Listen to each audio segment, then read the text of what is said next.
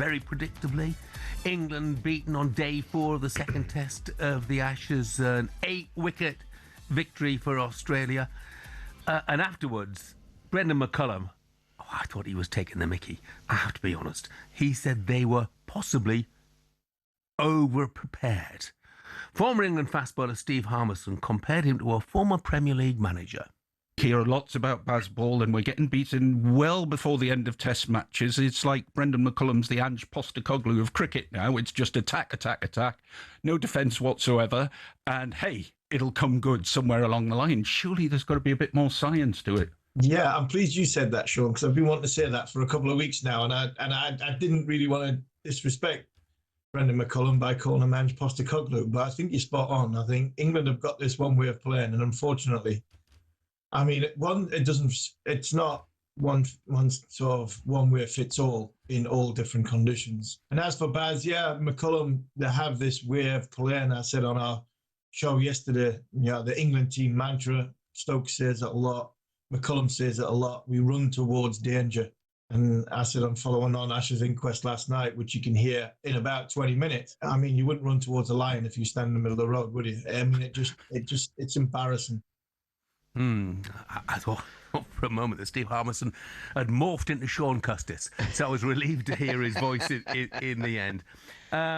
Look, let's get more on this now with an Australian perspective. We're joined by somebody who predicted a 5-0 whitewash on breakfast last month. Might not be far off. Good morning to cricket journalist Malcolm Conn. Morning, Malcolm. Morning, Malcolm. Morning, gentlemen. Great to be here. Yeah, look, Malcolm, well, obviously, shambles so far. Is one of the issues down to the fact that in England cricket terms, there appears to be no accountability? Play a bad shot, play a reckless shot, and the management of the team, the captain of the team, shrug their shoulders and say, never mind, boys, you gave it a good go. I just think they're so addicted to the cult of Bazball that they can't react according to the conditions or the circumstances, and when they do, it's too late. I mean, you saw Stokes and Jacks sort of hang around for a couple of hours and try to make something of it, but by then the horse had well and truly bolted. So it strikes me that they're muddled in the mind. That with the exception of Joe Root, who's an exceptional cricketer, and good on him for making his first 100 in Australia after his 99th attempt or whatever it was, but outside him, he's the only adult in the room, and all the other kids buggered off, and we ended up with an entirely predictable situation. So, yeah, I think that they're completely muddled in the way they go about it.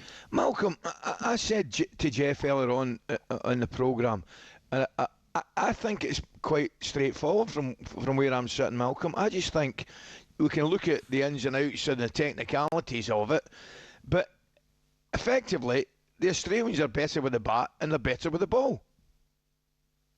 It's a bit disconcerting when they're better with the ball when they've only got one frontline bowler, isn't it? I mean, if you have a look at it, they've got a few Sheffield Shield trundlers in there at the moment propping up Mitchell Starc. So it's going to be interesting to see when the big boys come back in the next game in Adelaide. Cummins is coming back, Lyon will be back because it's a day game, not a day-night game, and we'll get some serious cricket then. They've only been playing around with you at the moment.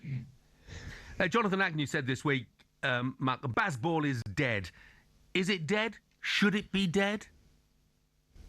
Well, I think it's just been a myth. I just think that they haven't been good enough to play Test cricket on Test cricket's terms. They've decided that they're just going to play merry and throw the bat around and have a good time, and on flat decks it can work and they can look like a bunch of heroes, but they actually haven't won anything. They haven't won a World Test. They haven't made a World Test Championship final, which is hosted in England, at 3 attempts.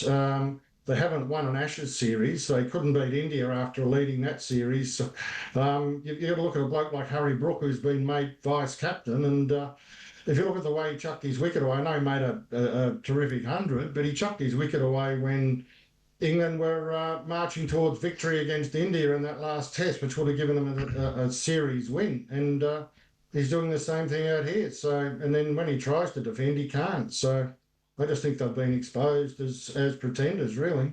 Malcolm, tell me, I don't think the Aussies have lost 3 consecutive home tests in about 38 years, whatever it may be. Would it now be a major, how would the Australians looking on it right now, would it be a major disappointment if there's not a whitewash? Well, they'd be very disappointed, yeah. I mean, I have said I think that I thought it might be 4-0 because it might rain in Sydney, as it often does, but it'd be very disappointing if you consider that most of the Australian attack haven't been playing.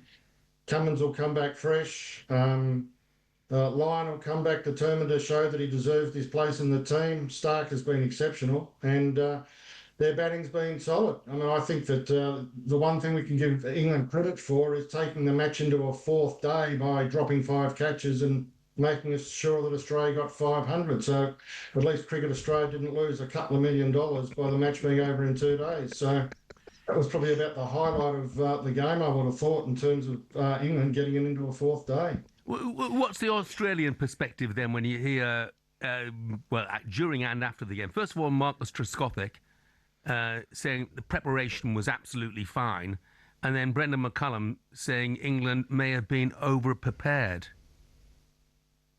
Over-prepared for what? They dropped 5 catches, and a couple of them were absolute sodas. I mean, if your kid dropped that in the under-12s, you'd have him out the back chucking balls at him. I mean, they play a lot of golf, and they seem to drink a bit of beer when they're playing golf, and they have a good time. And look, I hope they do enjoy Australia. I mean, the cricket's probably getting in the way. But I don't know how they can be over-prepared when they've played the way they've played. Absolutely no chance in the 3rd test, Malcolm. Do you give England any hope at all? No. Do you think we can take it to a 5th day, though, Malcolm? No. Unless it rains. But that's probably in Sydney. You might go 5 days in Sydney.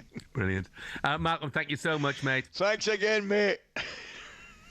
I tell you what, Coisty, it is a daunting prospect as well, isn't it? Because Cummins will come back. Oh, he will come back. Malcolm's absolutely right. Nathan Lyon, the pitch is going to be, more accepting of spin.